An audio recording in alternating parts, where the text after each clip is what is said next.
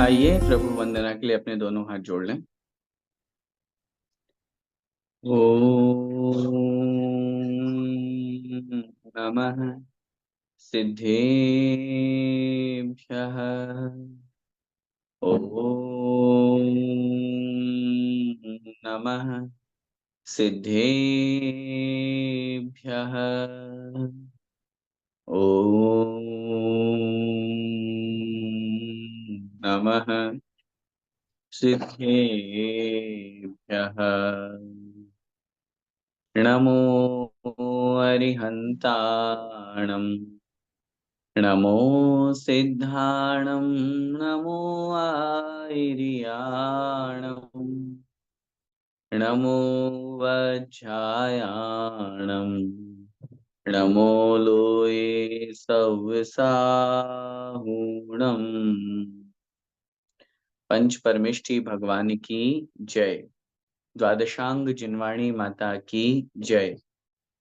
चारित्र चक्रवर्ती 108 शांति सागर जी महामुनिराज की जय। संत शिरोमणि आचार्य भगवंत 108 श्री विद्यासागर जी महामुनिराज की जय। अभिनवाचार्य श्री समय सागर जी महाराज की जय। परम पूज्य गुरुदेव निर्यापक श्रमण मुनि पुंगव श्री सुधा सागर जी महाराज की जय। अढ़ाई द्वीपस्थ समस्त महामुनिराजों की जय।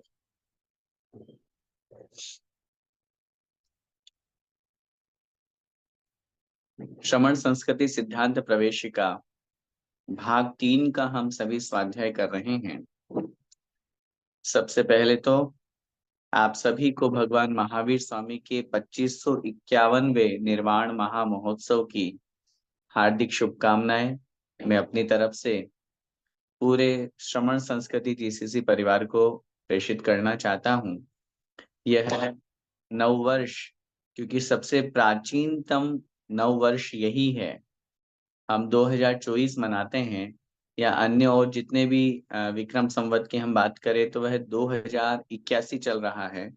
लेकिन हम इस बात पर विचार करें कि हमारा जो वीर निर्माण संवत है वो 2551, मतलब भगवान महावीर स्वामी को मोक्ष प्राप्त किए हुए 2550 वर्ष पूर्ण हो चुके हैं।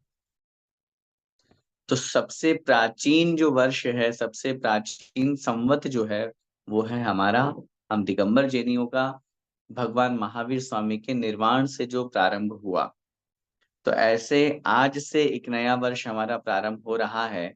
ऐसे नव वर्ष की बहुत बहुत शुभकामनाएं। दीपावली महापर्व की बहुत बहुत शुभकामनाएं। गौतम गंधर स्वामी ने आज ही के दिन, मतलब कल जो अपन ने दीपावली मनाई, उसमें केवल ज्ञान की उन्होंने प्राप्ति की। इस अवसर पर हम सभी के लिए यह वर्ष, यह दीपावली का महोत्सव मंगलमय हो, शुभ हो, कल्याणकारी हो। और जैसे दीपक के माध्यम से प्रकाश होता है, उसी प्रकार हमारे जीवन में भी इस ज्ञान के माध्यम से सम्यक ज्ञान रूपी प्रकाश हो, हमारे अंदर से मोह रूपी अंधकार नष्ट हो और हम सभी के अंदर सम्यक ज्ञान का दीपक जले। और एक दिन वह सम्यक ज्ञान का दीपक हम सभी को केवल ज्ञान तक पहुंचाए। यही हमारी समस्त परिवार के लिए, श्रमण संस्कृति जीसीसी परिवार के सभी सदस्यों के लिए बहुत बहुत शुभकामनाएं। बात अपनी चल रही थी, भाग 3 में हम पढ़ रहे हैं पंडित दौलत राम जी के द्वारा लिखा हुआ एक बहुत सुंदर स्तुति। भगवान जिनेंद्र देव की भक्ति करते हुए, स्तुति करते हुए हमें किस तरह का भाव रखना चाहिए, हमारे अंदर के परिणाम कैसे होने चाहिए, भगवान की भक्ति किस प्रकार की जाती है। क्योंकि मात्र बाहर के गुणों को देख करके या बाहर के आवरण को देख करके हम मात्र भक्ति करें, वह उतना ही मात्र नहीं। हमारी दृष्टि अंतरंग के गुणों की तरफ भी जानी चाहिए।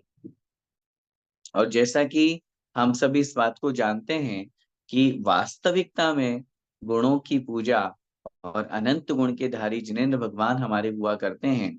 इसीलिए सामान्य रूप से भक्ति, जैसे मैं तो हमेशा कहा करता हूँ, कुछ लोग कहते भी हैं कि भैया जी ऐसा क्यों कह रहे हैं, लेकिन हकीकत यही है कि जैसे हम चालीसा पढ़ते हैं, अब जो व्यक्ति जिसे कुछ नहीं आता है, जो बस मंदिर दर्शन करने आता है, उसके मन में आए कि मैं कुछ ना कुछ पढूं भगवान के सामने, तो उसके लिए तो वह चालीसा अच्छी बात है। लेकिन जो थोड़ा बहुत स्वाध्यायी है, जिसको भगवान के गुणों का चिंतन करने का मन है, जो जानता है कि भगवान का वास्तविक स्वरूप क्या है, अगर वो इन स्तुतियों को पढ़ेगा, सकल गेय ज्ञायक तदपि निजानंद रस लीन, सो जिनेन्द्र जयवंत नित अरिरज रहस विहीन, तो उसको पढ़ने का आनंद आएगा। वो जानेगा अरि रज रहस विहीन इसका मतलब क्या होता है। नहीं तो जिसने स्वाध्याय नहीं किया तो वो तो बस पढ़ लेगा। तो मेरा कहने का भाव हमेशा यही रहता है, हम इन स्तुतियों को पढ़ें। भक्तामृत स्तोत्र अपन मूल से पढ़ेंगे, संस्कृत से पढ़ेंगे तो उसका एक आनंद अलग ही होगा। और यदि हम मात्र हिंदी हिंदी पढ़ गए तो फिर वैसा फल अपन को प्राप्त होगा।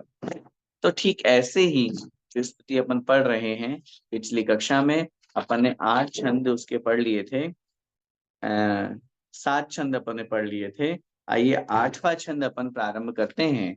और बहुत अच्छी स्तुति अपन ने वहां उसका एक एक शब्द का अर्थ समझा था। 8वें छंद की तरफ हम आगे बढ़ते हैं। मैं यहाँ से बोलूंगा, आप लोग साथ में मेरे बोलते रहेंगे। मैं भ्रम्यो अपने को विसरि आप, अपनाए विधि फल पुण्य पाप, निज को परखो करता पिछान, पर में अनिष्टता इष्ट ठान। वर्णन चल रहा है, भगवान मैंने आपको जाना, क्योंकि पिछले छंद में हमने क्या पढ़ा था, एक बार पिछले छंद को लेकर के अपन बात आगे बढ़ाते हैं। मैं लख्यो मैं लख्य निज दुख कारण इलाज का, मैं लख्य निज दुख गद हरण काज, तुम ही निमित्त कारण इलाज, जाते ताते जाने ताते में शरण आए, उचरो निज दुख जो चिल्ला। हे भगवान, मैंने ये जान लिया है, यह जान लिया मैंने कि मेरे दुख के इलाज करने वाले आप ही हो।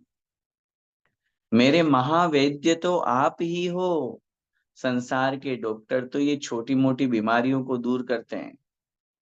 मेरे सबसे बड़ी बीमारी है जन्म जरा मृत्यु का रोग। इस रोग को दूर करने वाले तो भगवान आप ही हो। ये मैंने जान लिया। और जब जान लिया, जैसे मैंने पिछली क्लास में कहा था कि जैसे किसी डॉक्टर के यहाँ जाते हैं, चिकित्सक के यहाँ, तो अपना दुखड़ा सुनाते हैं अपन। वो पूछता, भाई बताओ क्या समस्या है। अरे डॉक्टर साहब, 3 दिन से नींद नहीं आ रही है, ये दुख रहा है, वो दुख रहा है, यहाँ से पेन हो रहा है, ये दिक्कत हो रही है, वोमिट हो रहा है, ये सब चीजें। वही चीज तो यहाँ है।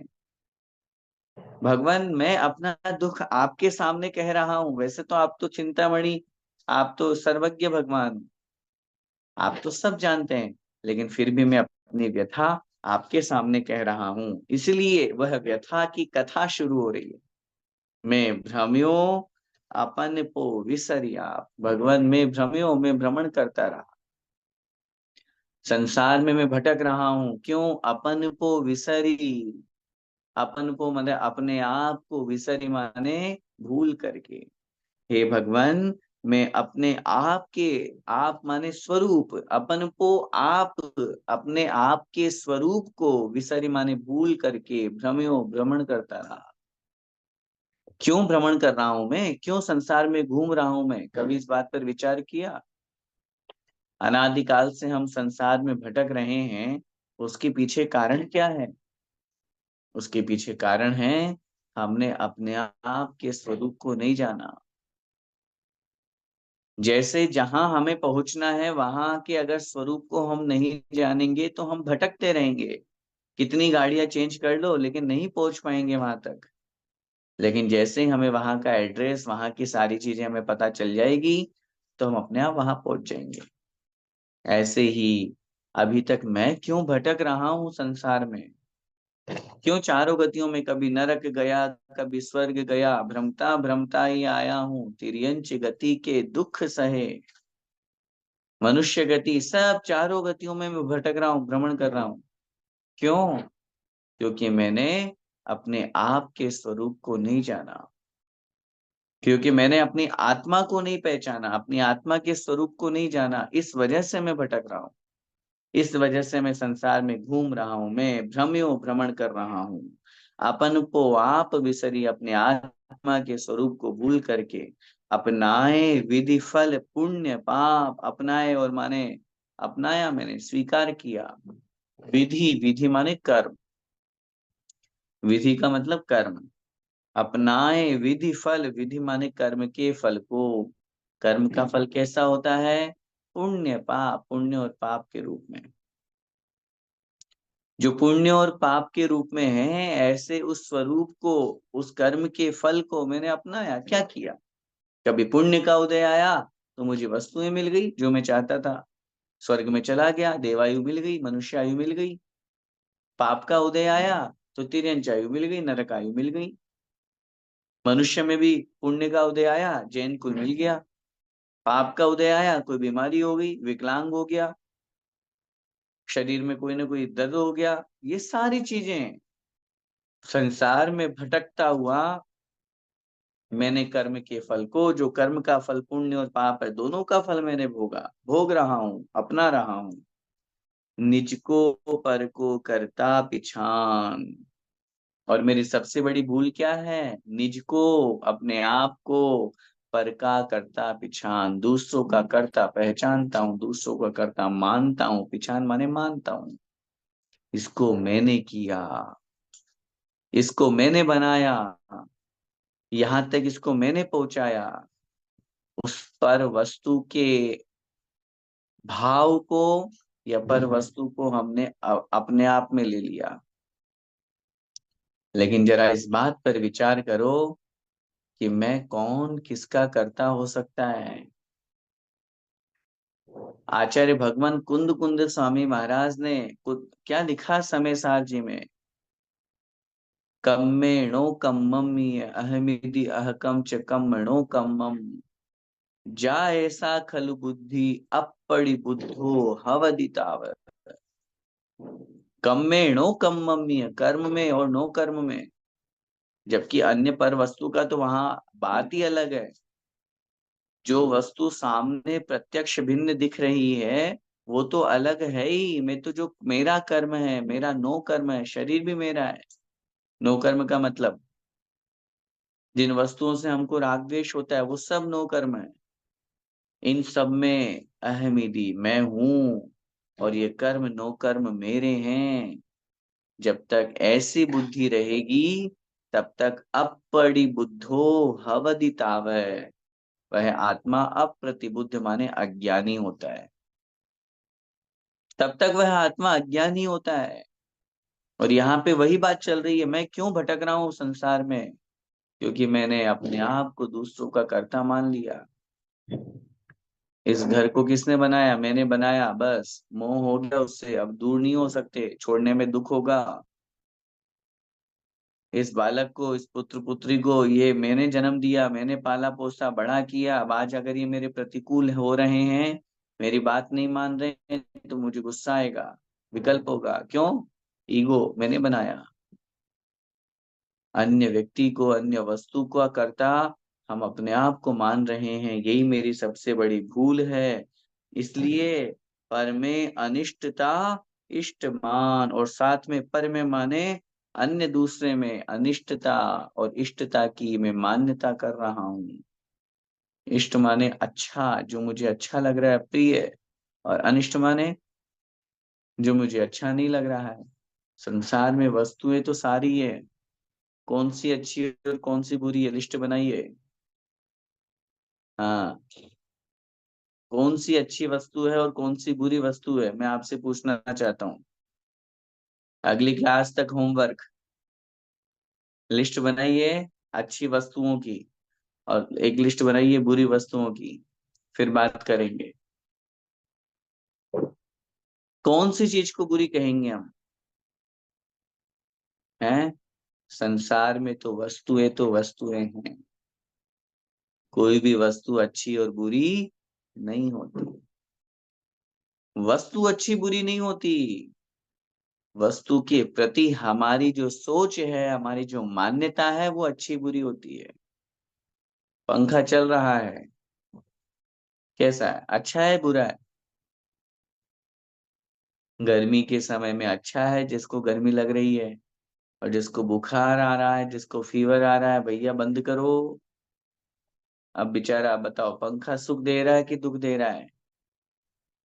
उत्तर मिलेगा, पंखा न सुख दे रहा है ना दुख दे रहा है, पंखा तो हवा दे रहा है।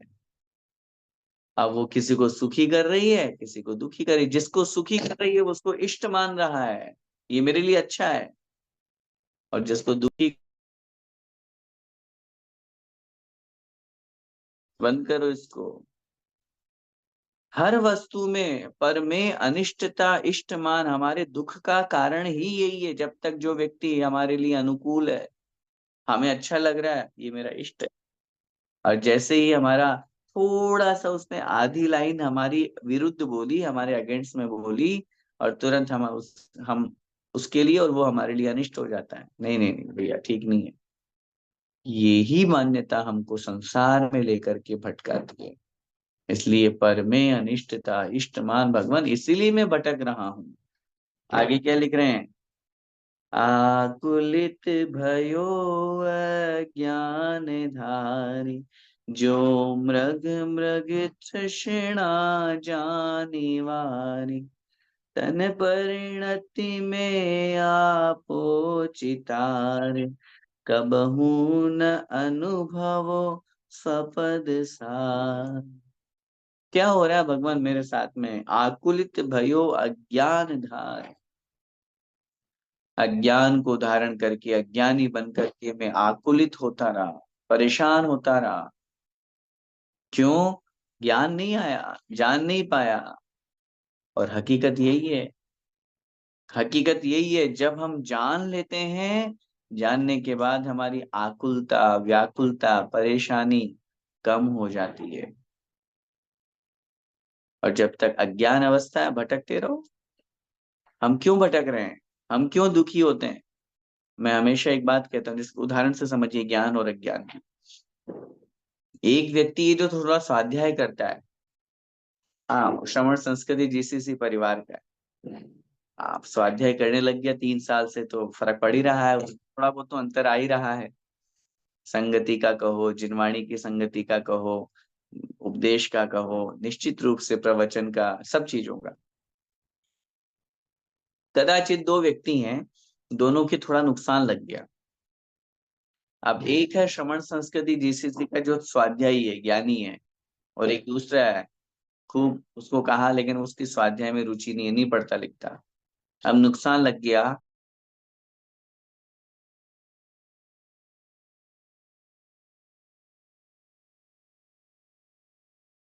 इस स्थिति में, विकल्प की स्थिति में, जो स्वाध्यायी है, जो ज्ञानी है, वो क्या करेगा?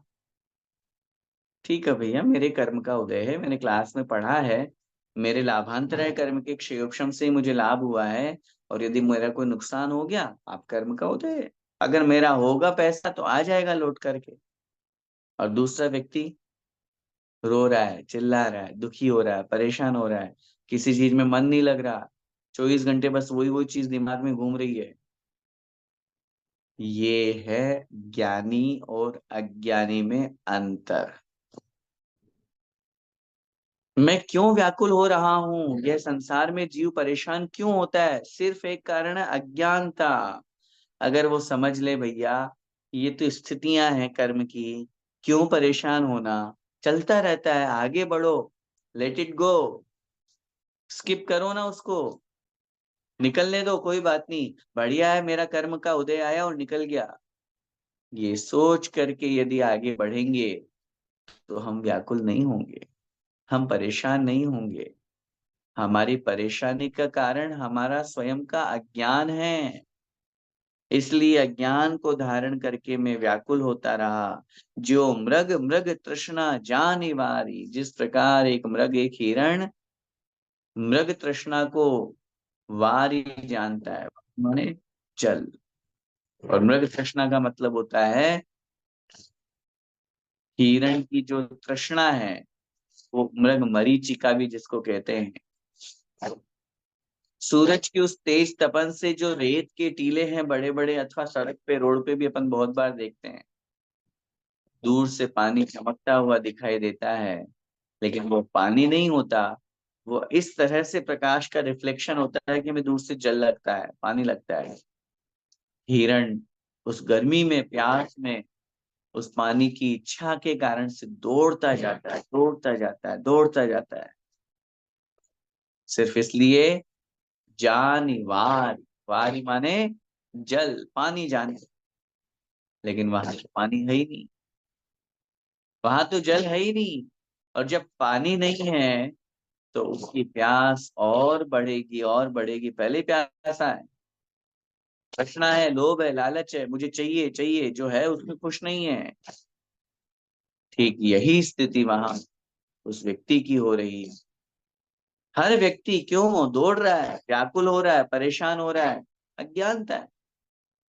सुबह से लेकर के शाम तक मेहनत कर रहा है, क्यों? पैसा मिलेगा। फिर क्या करोगे? ये करूंगा। फिर क्या करोगे? ये करूंगा। फिर क्या करोगे?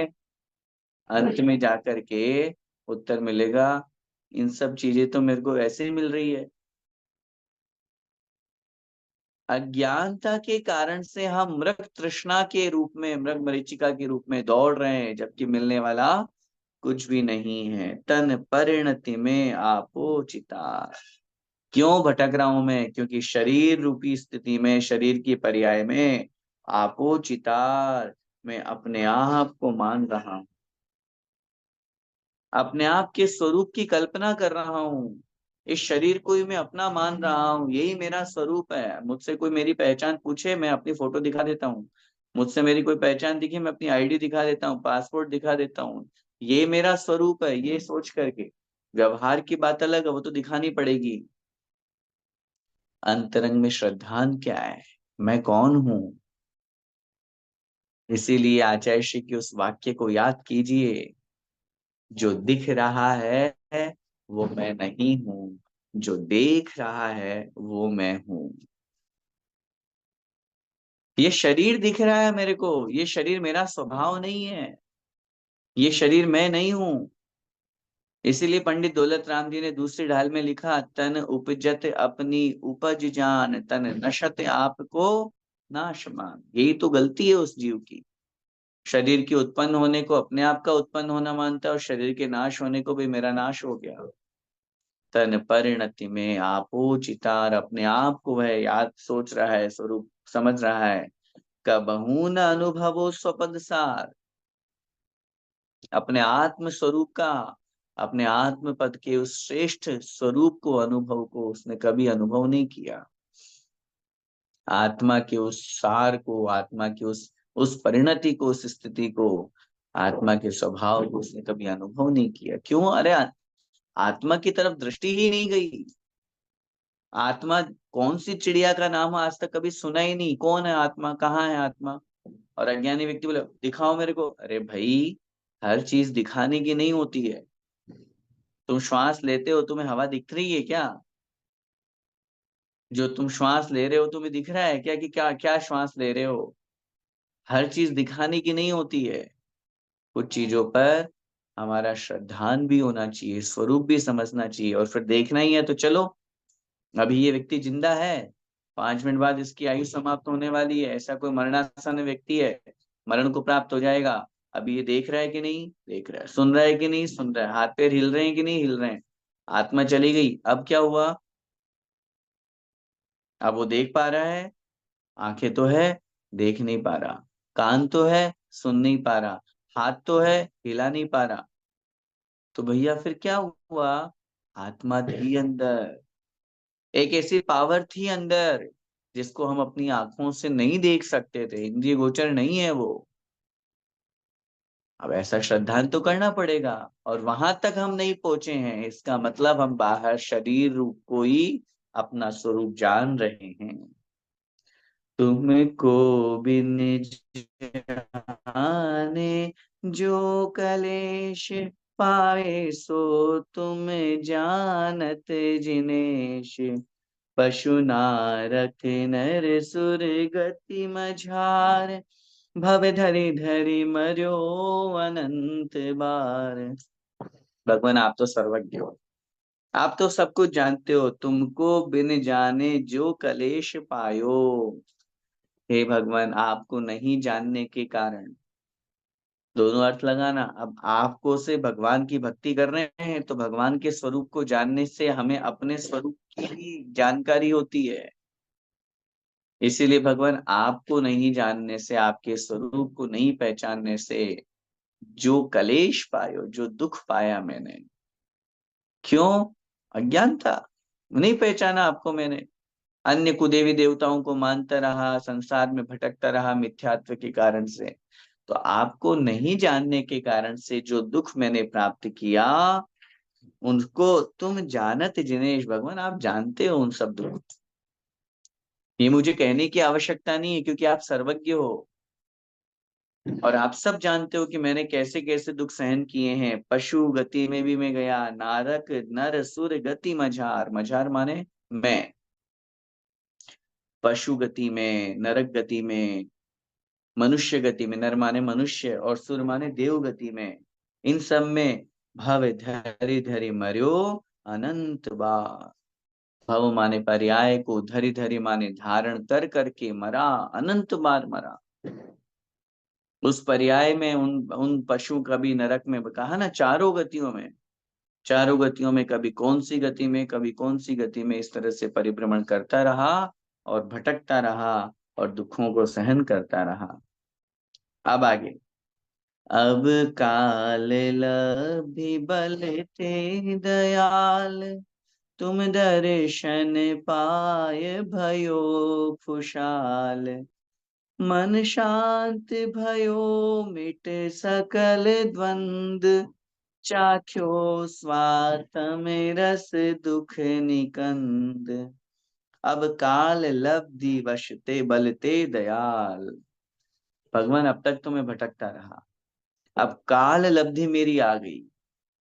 काल लब्धि बलते, काल लब्धि माने काल का मतलब समय, लब्धि माने प्राप्ति। अब ऐसा मुझे योग्य काल प्राप्त हो गया मेरे पुण्योदय से, मेरे पुरुषार्थ से, उसके बल से, उसके पुरुषार्थ से। एक शब्द यहाँ बहुत महत्वपूर्ण समझिएगा, काल लब्धि और बल। हाँ, क्योंकि कुछ लोग ऐसे ही बोलते हैं। पहले काल लब्धि को समझिए। काल लब्धि का मतलब होता है कि भाई ठीक है, जब मेरा कल्याण का समय आएगा। काल लब्धि शब्द का मतलब क्या हुआ? काल का मतलब हो गया समय, लब्धि माने प्राप्ति। जब योग्य समय आएगा तो हम उस तरफ आगे बढ़ जाएंगे। तो भैया, योग्य समय आएगा तो अपने आप चल के आएगा कि हमें पुरुषार्थ करना पड़ेगा? ना, कुछ लोग कहते हैं ऐसा, नहीं पुरुषार्थ की आवश्यकता नहीं है, जब हमारी काल लब्धि आएगी तो हम अपने आप ही मुनि बनेंगे और मोक्ष चले जाएंगे। वो लोग इसलिए क्योंकि उनको पुरुषार्थ नहीं करना, वो निमित्त को स्वीकार नहीं करना, बस ठीक है जब काल लब्धि आएगी। भैया ठीक है, मान लिया, चलो मान लेते हैं, हम तो हर चीज में राजी हैं। ठीक है, तो फिर ये बताइए, आप भोजन कर रहे हैं? हाँ। तो जब काल लब्धि आएगी तो अपने आप ही आपका हाथ आगे बढ़ेगा, मुख में निवाला जाएगा और अपने आप ही अंदर आप ग्रहण कर लोगे। फिर इतनी मेहनत क्यों कर रहे हो, क्यों बना रहे हो? एक बहुत बड़े पंडित जी हुए हैं, वो काल लब्धि पर प्रवचन दे रहे थे। मतलब आवश्यकता है, जब काल लब्धि होगी तब अपने आप सब हो जाएगा। जैसे भरत स्वामी के साथ में हुआ, जैसे तीर्थंकरों के लिए होता है, ऐसा सारे उदाहरण दे रहे थे। कुछ 2-3 महीने बाद ही वो अपने बेटे के लिए वो अपनी बेटी के लिए एक लड़का देख रहे थे। तो एक एक श्रोता ने बहुत ध्यान से उनका प्रवचन सुनता था, भक्त था वो उनका, लेकिन उसको समझ में नहीं आया। अभी तो पंडित जी कुछ दिन पहले कह रहे थे कि काल लब्धि आएगी तो सब अपने आप ही हो जाता है। तो फिर अभी ये कभी दिल्ली जा रहे हैं, कभी बॉम्बे जा रहे हैं, कभी वहां जा रहे हैं, कभी वहां जा रहे हैं, इतना घूम क्यों रहे हैं? उन्होंने एक दिन मिल गए, वो तो पूछ लिया, पंडित साहब जय जिनेन्द्र, क्षमा करना आपसे एक प्रश्न पूछना। हाँ पूछो पूछो। बोले आप कहाँ से आ रहे हो? बोले वहां से आ रहा हूँ। कहाँ कहाँ जाना है, क्या कर रहे हो? बोले नहीं कुछ नहीं, बिटिया है तो अब उसके लिए योग्य वर मिल जाए ऐसा ढूंढ रहा हूँ, प्रयास कर रहा हूँ। तो उन्होंने कहा पंडित जी क्षमा करना, ज्यादा तो मैं नहीं जानता, लेकिन आपसे ही सीखा है मैंने कि जब काल लब्धि आएगी तो अपने आप दूल्हा घोड़े पर चल करके आएगा और अपने आप आपकी बेटी को ब्याह करके ले जाएगा, आप क्यों परेशान हो रहे हो? अरे भाई अब देखो ऐसा मत बोलो, वो तो पुरुषार्थ तो करना ही पड़ता है। अरे तो पंडित जी पुरुषार्थ सिर्फ यही करना पड़ता है, उधर भी तो करो धर्म में। मोक्ष प्राप्ति के लिए भी तो पुरुषार्थ करना है, व्रत नियम संयम के पालन के लिए भी तो पुरुषार्थ करना है। अकेले संसार के कार्यों में तो पुरुषार्थ करना पड़े, और धर्म की बात आई, चारित्र की बात आई तो हाँ जब काल लब्धि आएगी तब नहीं। इसीलिए मैं यहाँ इस शब्द का प्रयोग कर रहा हूं, अब काल लब्धि बलते, बल भी शब्द दिया हुआ है, बल का मतलब शक्ति, बल का मतलब पुरुषार्थ। काल लब्धि लगानी पड़ती है, क्योंकि बहुत तरह की काल लब्धियां हुआ करती है, ऐसा नहीं है, ऐसा नहीं है। ठीक है, किसी किसी के साथ संयोग बने और काल लब्धि, वो भी पूर्व पुरुषार्थ के बल से उनका ऐसा पुण्योदय आ गया, हो गया।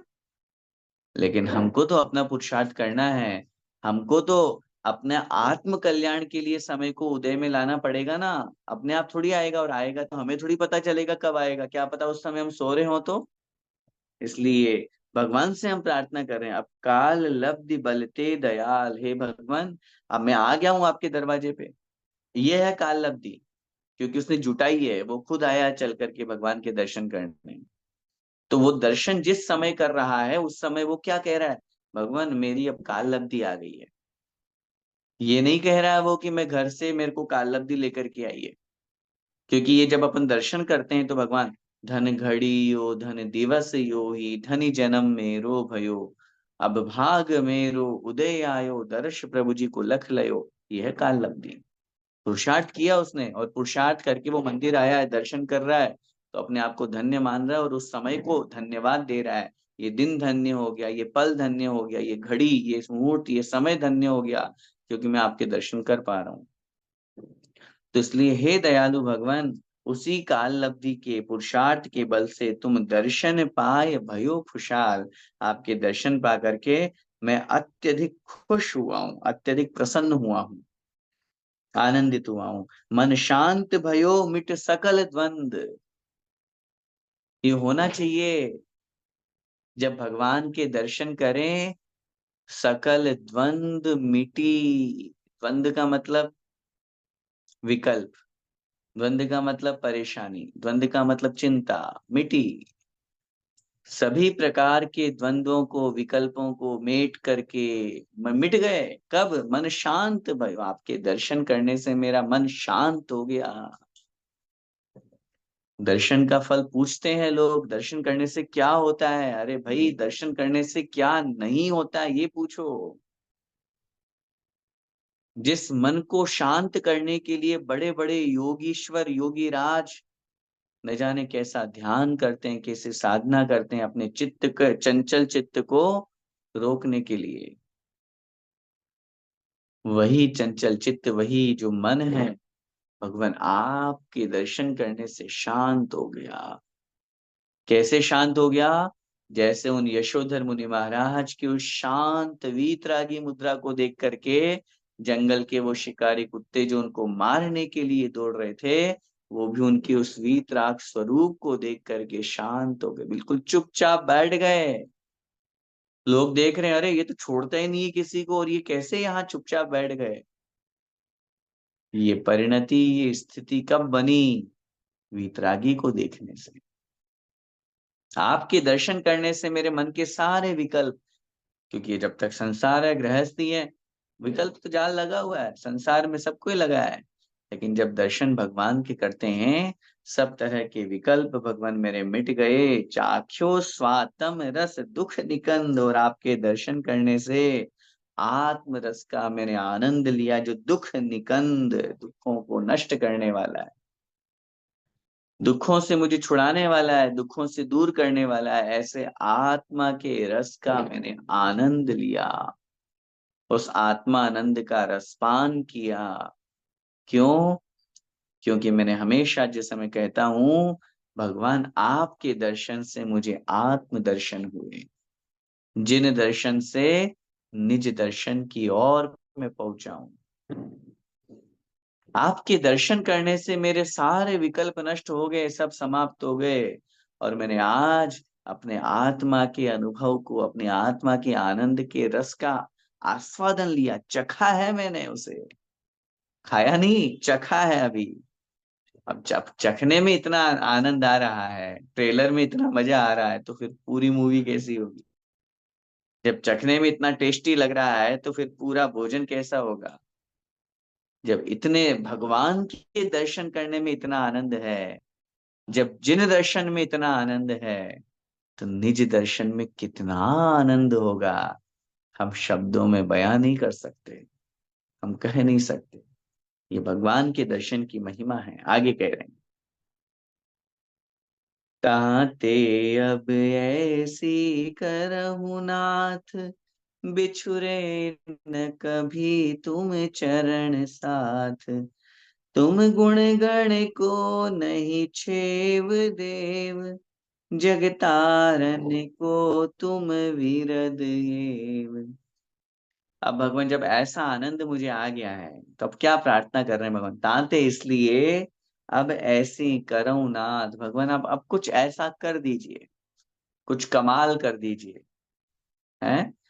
वो भजन आता है ना, प्रभु जी कुछ ऐसा इंतजाम हो जाए, जुबा पे पारस पार्श्व नाम हो जाए। प्रभु जी कुछ ऐसा इंतजाम हो जाए। और आप ये मत समझिएगा कि प्रभु जी नहीं करते हैं। भगवान की भक्ति में आपको प्रभु को कर्ता बनाना ही पड़ेगा, और है कर्ता, किसने कहा नहीं है? और अगर आप नहीं मानते तो भगवान की भक्ति नहीं कर सकते। भगवान की भक्ति में भगवान को कर्तृत्व मानना ही पड़ेगा। आपने भगवान संसार में मुझे दुखी किया, उसको सुखी किया, ये मतलब कहने मुझे दुखी करने वाला कर्म ही है, लेकिन हम उसमें अपने आप में भगवान की भक्ति, भगवान देखो आपने सीता को तार दिया, अंजन को तार दिया। अब भगवान मन में सोच रहे हैं, मैं तो अपने आत्म स्वरूप में लीन हूं, मैं कौन सीता कौन अंजन, मुझे क्या लेना देना, ऐसे तो दुनिया में हजारों हैं। इसीलिए भगवान को सर्वज्ञ भी कहा और आत्मज्ञ भी कहा। भक्ति में भगवान की उदाहरण हम देंगे, तब तब जाकर के हमारी भक्ति भगवान की भक्ति बन पाएगी। और आप केवल आत्मा आत्मा आत्मा की बात करो और भगवान के गुण नहीं। भगवान तो आत्मज्ञ है, किसी का कुछ मैं करता जग का क्या काम, होता स्वयं जगत परिणाम। तो भैया फिर मंदिर काहे को आए? फिर पूजा क्यों कर रहे हो जब कोई कुछ करता ही नहीं है? पर द्रव्य मेरा कुछ नहीं करता। अच्छा ये बताओ, ये भगवान की प्रतिमा, नहीं नहीं ये कुछ नहीं कर सकती मेरी, तो फिर क्यों बिठा ले हो? फिर क्यों पंच कल्याण कराए? अच्छा कोई कुछ किसी का करता धरता नहीं है, हाँ ठीक है, तो ये जिनवाणी क्या है? पुद्गल है ये तो, पुद्गल है ना। तो आप कौन हो? मैं तो जीव हूं। तो पुद्गल आपका जीव का कल्याण कैसे कर रही है? जब पर द्रव्य मेरा कुछ नहीं कर सकता, तो जिनवाणी आपका कल्याण कैसे करेगी? फिर क्यों पढ़ रहे हो? कोई उत्तर नहीं भाई, ऐसा नहीं होता। भगवान की भक्ति में, देव शास्त्र गुरु की भक्ति में उनको हमें कर्ता स्वीकार करना ही पड़ेगा, तभी भक्ति बन पाएगी। और इसीलिए ताते अब ऐसी करऊं नाथ, भगवान को कह रहे, भगवान प्लीज प्लीज प्लीज कृपा करके अब हमारे ऊपर ऐसी कृपा कर दीजिए, बिछुड़े न कभी तुम चरण साथ। बस आपके चरणों का साथ कभी नहीं बिछड़े भगवान, आपके चरणों से दूर कभी नहीं हो भगवान। सच्ची भक्ति तो यही है। क्या मांगते हैं भगवान से? क्या धन संपत्ति मोह माया वैभव, ये अरे कुछ नहीं रखा है इनमें। भगवान से मांगना है तो यही मांगो, भगवान कुछ नहीं चाहिए, बस आपके चरणों का दास बन के रहूं, आपके चरणों से मैं दूर नहीं हूं, आपका आशीर्वाद मुझे हमेशा मिलता रहे भगवान। तव पादौ मम हृदयम तव पदद्वये लीनम, तिष्ठतु जिनेन्द्र तावत यावन निर्वाण संप्राप्ति। कुछ नहीं चाहिए भगवान, बस आपके दोनों चरण मेरे हृदय में और मेरा हृदय आपके चरणों में लीन रहे। कब तक? जब तक मुझे मोक्ष पद की प्राप्ति न हो जाए भगवान, तब तक। इस भाव में नहीं, 1 घंटे 2 घंटे के लिए नहीं, हमेशा। यावन निर्वाण संप्राप्ति, जब तक निर्वाण की प्राप्ति होती है तब तक के लिए मुझे आप कि यही चाहिए, यही सहारा, यही आशय है। कितनी बढ़िया भक्ति है भगवान से, ये अंतरंग से शब्द, अंतरंग से भावना निकलनी चाहिए। बिछुड़े न कभी तुम चरण साथ, आपके चरणों का सानिध्य है, मेरे से दूर कभी नहीं हो। तुम गुण गण को नहीं छेव देव, हे देव हे जिनेन्द्र देव, आपके गुणों के गुण शब्द देखिएगा, गुण गण, गण का मतलब होता है समूह, क्योंकि भगवान के अनंत अनंत गुण हैं। हे भगवान, आपके उन अनंत गुणों का नहीं छेव, कोई पार नहीं है। छेव का मतलब होता है अंत, किनारा। आपके गुणों का कोई किनारा नहीं है, कोई अंत नहीं है। जग तारन को तुम विरध एव, भगवान संसार को तारने में ही आपका विरध है। विरध माने प्रसिद्धि, कीर्ति। आप क्यों फेमस हो भगवान? इसलिए फेमस हो क्योंकि आपने संसार में कितने लोगों को तार दिया। अब भाई जब आप ये काम करते हो, जब आप लोगों को तारने का काम करते हो संसार में, आप इसीलिए फेमस हो, तो प्लीज हमको भी तार दो, हमारा भी कल्याण कर दो। ये भगवान के प्रति भक्ति के शब्द हैं भक्त के। वो किसी भी रूप में बोल सकता है। विनय पाठ में अपन बोलते तुम खेवटिया प्रभु, अब भगवान को बना दिया तुमने नाविक। हाँ, तुम्हारी नाव के ने बैठ जाओ तुम तो सेठ जी बन करके, और भगवान तुम्हारे है भैया। ऐसे ही है हमारे भगवान। भगवान को भक्ति में हम कुछ भी बना सकते हैं। वही बात, भगवान आपकी प्रसिद्ध, हम कह रहे हैं ना, आपकी प्रसिद्धि जीवों को, संसार को तारने में है, इसलिए उसको ध्यान में रखो और मुझे संसार से पार निकालो। आत्म के अहित विषय कषाय, इनमें मेरी परिणति न जाए। मैं रहूं आप में आप लीन, सो करो हो जो निजाधीन। अब जब आपसे मैं मांग रहा हूं तो क्या मांग रहा हूं भगवान? मैंने कहा था ना आपको, कुछ नहीं संसार का वैभव, आत्म के अहित विषय कषाय। आपसे प्रार्थना है भगवान मेरी, ये आत्मा का अहित करने वाले, आत्मा का अकल्याण करने वाले, आत्मा को अमंगल करने वाले दो चीजें हैं, विषय और कषाय। पंचेंद्रियों के विषय भोग और कषाय, क्रोध मान माया लोभ, यही बस इन्हीं के से सारा संसार, पांचों पाप भी व्यक्ति इन्हीं में कर रहा है। हिंसा झूठ चोरी कुशील परिग्रह राग द्वेष सब इन्हीं में आ गए, सब विषय कषाय। ये आत्मा के अहितकारी हैं, आत्मा को संसार में डुबोने वाले हैं। इनमें मेरी परिणति न जाए, कुछ ऐसा जादू कर दो, कुछ ऐसा आशीर्वाद दे दो, इनमें मेरी परिणति, हमारे ध्यान ही नहीं जाए, मेरा मेरा भाव ही नहीं जाए, मेरा उपयोग ही नहीं जाए उस तरफ, और मैं रहूं आप में आप लीन। बस इनमें मैं नहीं जाऊं, इनमें मेरी ध्यान नहीं जाए, मैं तो बस अपने आप में आत्म स्वरूप में ही लीन रहूं। सो करो हो जो निजाधीन, भगवान कुछ ऐसा बस यही कर दीजिए कि मैं निजाधीन हो जाऊं, निज अधीन, अपनी आत्मा के अधीन हो जाऊं।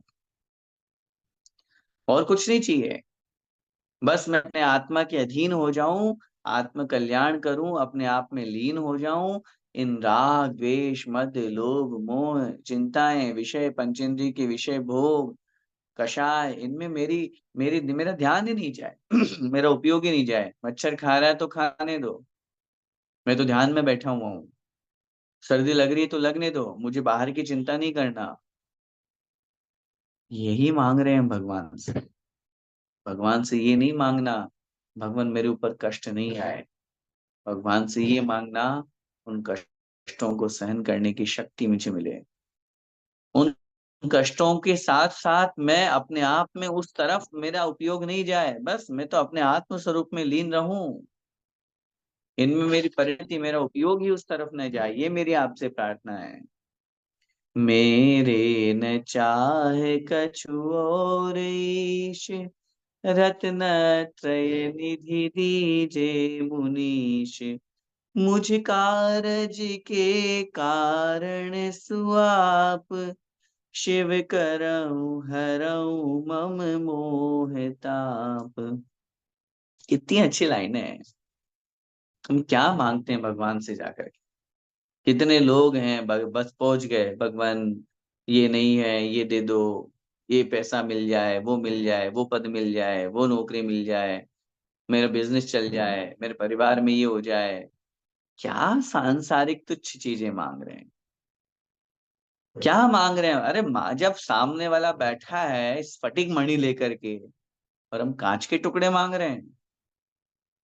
जब सामने वाला बैठा है चिंतामणि रत्न लेकर के और हम पत्थर मांग रहे हैं, कंकड़ मांग रहे हैं। क्या लिख रहे हैं यहाँ पे भगवान? मेरे न चाह कछु और ईश। ईश माने भगवान। हे भगवान, मेरे न चाह कछु और, कुछ और मेरी चाह नहीं है, कुछ और मेरी इच्छा नहीं है। रत्नत्रय निधि दीजे मुनीश। हे मुनियों के ईश, हे मुनियों के स्वामी, हे जिनेन्द्र देव, मुझे आप सिर्फ एक चीज दे दीजिए, रत्नत्रय का भंडार। निधि माने भंडार। सम्यक दर्शन, सम्यक ज्ञान और सम्यक चारित्र, ये जो निधि है, ये जो भंडार है, ये जो रत्न है, ये मुझे प्रदान कर दीजिए। क्या सांसारिक रत्नों की तरफ, जड़ रत्नों की तरफ मेरा ध्यान जा रहा है? जड़ रत्नों को लेकर के क्या करूंगा मैं? वैभव को लेकर के क्या करूंगा मैं? मुझे तो आप रत्नत्रय निधि दीजिए। मुझे अब देखो, अगली लाइन बहुत महत्वपूर्ण है। मुझे कारज के कारण सुआप। कौन कहता है निमित्त कार्यकारी नहीं है? कौन कहता है कि निमित्त कुछ नहीं करता? कौन कहता है भगवान कुछ नहीं करते? कौन कहता है परद्रव्य किसी का करता नहीं है? यहाँ इस भक्ति में पंडित दौलत राम जी लिख रहे हैं। अगर आप दौलत राम जी की छेड़ाला पढ़ते हो, अगर आप दौलत राम जी की इस स्तुति को स्वीकार करते हो, लिख रहे हैं मुझ कारज के कारण सुआप। मेरे में जो कार्य हो रहा हूं, मेरे लिए जो कार्य हो रहा है, ये जो उसके आप कारण हो। कार्य कारण भाव समझते हैं? कार्य कारण का मतलब होता है निमित्त उपादान। निमित्त हुआ कारण और उपादान हुआ कार्य। जिसके साथ वह कार्य घटित हो रहा है वह है उपादान, और उस कार्य के होने में जो कारण बन रहा है वो है निमित्त। भगवान की भक्ति के बिना क्या हमारा पुण्य बढ़ सकता है? भगवान की भक्ति के बिना, जिनेन्द्र देव की स्तुति के बिना क्या हम रत्नत्रय ले सकते हैं? अरे पंडित दौलत राम जी लिख रहे हैं भगवान मुझे ये दीजिए। बताओ भैया, आप जिसके पास जो होगा उसी से तो मांगोगे ना, और जो देता है उसी से बोलोगे। समझदार व्यक्ति ने तो, भिखारी या कोई जो चित्त से मनस्क है, पागल है, वो थोड़ी, वो तो सबसे मांग रहा फिर रहा है। हम उसी से तो डिमांड करेंगे ना जो देता है। दिया है हमारे सामने, कितने लोगों को दिया भगवान आपने? समोषण में कितने लोग बैठ करके आपने सामने दीक्षा ली और हो गया मोक्ष। हमें पता है, हम सांसारिक वैभव नहीं मांग रहे। रत्नत्रय निधि दीजिए भगवान। मुझ कारज के, मेरे मेरे आत्मा के इस कार्य के भगवान आप ही कारण हो, आप ही निमित्त हो। इसलिए शिव करहूं, मुझे मोक्ष प्रदान कीजिए। शिव का मतलब होता है मोक्ष। करहूं माने कीजिए, मुझे मोक्ष प्राप्त कराइए। और हरहूं मम मोह ताप। हरहूं माने हरण कर लीजिए, नष्ट कर दीजिए। मम माने मेरा, मोह ताप, मोह रूपी संताप, दुख। मोह रूपी जो ताप है, दुख है, संसार का भटकन है, इसे आप हरो माने दूर कर दीजिए, नष्ट कर दीजिए। आगे लिख रहे हैं, शशि शांति करन तप हरन हेत, स्वयमेव तथा तुम कुशल देत। पीवत पीयूष जो रोग जाय, क्यों तुम अनुभवते भव नशाय। हे भगवान, कैसे हैं आप? शशि शांति करन तप हरन हेत। शशि माने चंद्रमा, शांति करण, शांति को करने वाला है, ठंडक। चंद्रमा को उपमा रूप में कहा जाता है कि चंद्रमा जो होता है वो शांतता। जैसे शरद ऋतु जो आती है ना, सर्दी के समय में थोड़े माहौल भी शांत रहता है। तालाब भी बिल्कुल स्वच्छ निर्मल हो जाता है, कीचड़ नीचे की तरफ बैठ जाता है शरद ऋतु में, सर्दी के समय। ठंडक होती है। तो शांत करने वाला, शशि शांतिकरण, चंद्रमा जो शांति करने वाला, तप हरण है, दो उसके निमित्त है। शशि शांतिकरण, तप, तप माने ताप को, संताप को, जो गर्मी है उसको हरण हेत, हरण माने दूर करने में, हेत माने निमित्त है। दिन में तो गर्मी लगती है, रात में ठंड क्यों लगती है? क्यों? क्योंकि चंद्रमा आ गया और चंद्रमा ठंडक देता है। चंद्रमा में जो चंद्रकांत मणियां लगी है, उनका स्वभाव होता है ठंडक देना। तो उनकी किरणों के प्रभाव से हमें ठंडक मिलती है, और ठंडक के साथ साथ जो गर्मी है या जो धूप है, उसको वो हरण, नष्ट करने में हेतु माने, निमित्त है। स्वयमेव तथा तुम कुशल देत। अच्छा, ये कार्य कैसे होता है? कोई करवाता होगा? वहां ऊपर बैठा बैठा कोई टेम्परेचर कम ज्यादा करता होगा? नहीं, स्वयमेव, अपने आप होता है वो चंद्रमा। अपने आप करता है। ठीक ऐसे ही तथा माने उसी प्रकार, तुम कुशल देत, भगवान आप भी इसी प्रकार हो, संसार के संताप को नष्ट करने वाले हो और आत्मा को शांति प्रदान करने वाले हो। आप भी उसी चंद्रमा के समान हो।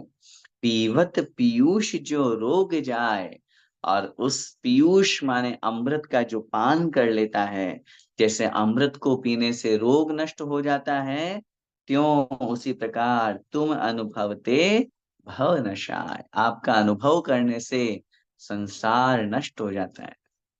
आपकी भक्ति स्तुति वंदना इस तरह से करने से मेरा संसार नष्ट हो जाता है। ये आपकी विशेषता है। आप भगवान अमृत के समान हो, आप भगवान उस चंद्रमा के समान हो। ये उपमा इस छंद में की गई है। आगे, त्रिभुवन तिहु काल मझारे, क्रोध नहीं, सॉरी, त्रिभुवन तिहु काल मझारे कोय, नहीं तुम बिन निज सुखदाय होय। मोर यह निश्चय भयो आज, दुख जलदि उतारन तुम जिहाज। हे भगवान, त्रिभुवन, तीनों भुवनों में, लोकों में, ऊर्ध्वलोक, मध्यलोक, अधोलोक, तीनों लोकों में, तिहु काल मझार, और तीनों कालों में, मझार माने में, भूतकाल, वर्तमान काल और भविष्य काल, तीनों कालों में कोई नहीं तुम बिन, आपके समान कोई नहीं है। निज सुखदाय होए, जो मुझे अपनी आत्मा का सुख देने वाला हो, जो मुझे आत्मा का आनंद देने वाला हो, ऐसा इस तीनों लोकों में, तीनों कालों में कोई नहीं है। मोह और यह निश्चय भयो आज, भगवान बस मैंने जान लिया, ठान लिया। मोह और मेरे हृदय में यह निश्चय भयो आज, यह निश्चय हो गया, ये मैंने डेफिनेटली समझ लिया। बस भैया, इस संसार में से निकालने वाले आप ही हो। आपके अलावा इस संसार में, तीनों लोकों में, तीनों कालों में कोई नहीं था। ये मेरे मन में बिल्कुल निश्चय हो गया, दृढ़ परिणति, सिद्धांत, श्रद्धान हो गया। दुख जलधि उतारन तुम जहाज, दुख रूपी जलधि माने समुद्र से, उतारन माने पार करने में आप ही जहाज हो। संसार से पार निकालने में, जैसे समुद्र से पार निकालने में जहाज सहारा है, भगवान इस दुख रूपी संसार से पार करने में आप ही जहाज हो, आप ही नाव हो, आप ही मेरे लिए सहारा हो। यही मेरी प्रार्थना और यही मेरी भावना है भगवान। अंतिम छंद, तुम गुण गण मणि गणपति, गणत न पावहि पार, दौल स्वल्प मति किमि कहे, नमो त्रियोग संहार। तुम गुण गण, तुम माने आपके, गुण माने गुण, गण माने समूह है। आपके गुणों के समूह की जो मणि है, इतने, अब गुणों के, गुणों को भी यहाँ पर कवि प्रवर दौलत राम जी ने मणि की उपमा दे दी। आपके गुणों के समूह को तुम गुण गण मणि गणपति, आपके गुणों के समूह रूपी मणियों को गणपति गणत न पावई पार। गणपति माने गणधर भी गणत न पावई, गणत न, गिन नहीं सकते हैं। उस उन उन गुणों के समूह रूपी मणियों की गिनती वो गणधर भी नहीं कर सकते हैं। पावई पार न, उसका पार, उसका अंत नहीं आ सकता। अब बता दो, ऐसे नहीं कह रहे अनंत अनंत गुण है, सच में हकीकत में अनंत अनंत गुण है। और अनंत अनंत जो होते हैं वो सिर्फ केवल ज्ञान का विषय होता है। इसलिए उन गुणों के समूह रूपी मणियों की गिनती गणधर भी नहीं कर सकते। दौल स्वल्प मति किमी कहे। दौलत राम जी अपने आप को कितना लघु बना रहे हैं। मैं तो स्वल्प मति, अल्प में भी सु और लगा दिया, बहुत थोड़ी सी मति वाला हूँ, बहुत थोड़ी सी बुद्धि वाला हूँ। किमी कहें, कैसे कह सकते हैं। मैं दौलत राम जी कहते हैं मैं तो बहुत छोटी बुद्धि वाला हूँ, मैं कैसे कहूँ। बस न महु त्रियोग संहार, आपको मैं मन वचन और काय तीनों योगों को संभाल करके, हाँ इधर उधर चले गए थे। हो जाता है, सामने शरीर से बैठे हुए मन कहीं और चला गया तो संभाल लो भाई। जैसे कहीं से चलने से पहले अपन सारा सामान समेटते हैं, संभाल लो भाई कुछ रह तो नहीं गया। ऐसे ही भगवान को नमोस्तु करने से पहले संभाल लो, मन वन इधर तो नहीं है, कहीं भटक गया हो, कहीं रह गया हो, कहीं चला गया हो। तीनों योगों को संभाल करके, तीनों योगों को इकट्ठा करके नमो मैं नमस्कार करता हूँ। इतनी सुंदर स्तुति यहाँ पर पंडित दौलत राम जी ने लिखी है। बहुत सुंदर है, एक एक शब्द बहुत अच्छा है। हमें तो बहुत अच्छी लगती है और हम तो बोलते हैं। इसलिए हम यही कहेंगे, सबको ये स्तुति याद होनी चाहिए। भगवान जिनेंद्र देव के दर्शन करने जब अपन प्रतिदिन जाते हैं, प्रभु पतित पावन आदि तो बोलते ही हैं, लेकिन उसके साथ में भगवान के समक्ष खड़े होकर या परिक्रमा आदि के समय भी कर सकते हैं। जैसा जिसको सुविधा लगे उस अनुसार इन स्तुतियों का जब अपन उच्चारण करें अर्थ के साथ में भाव समझ करके, तो बड़ा आनंद आता है।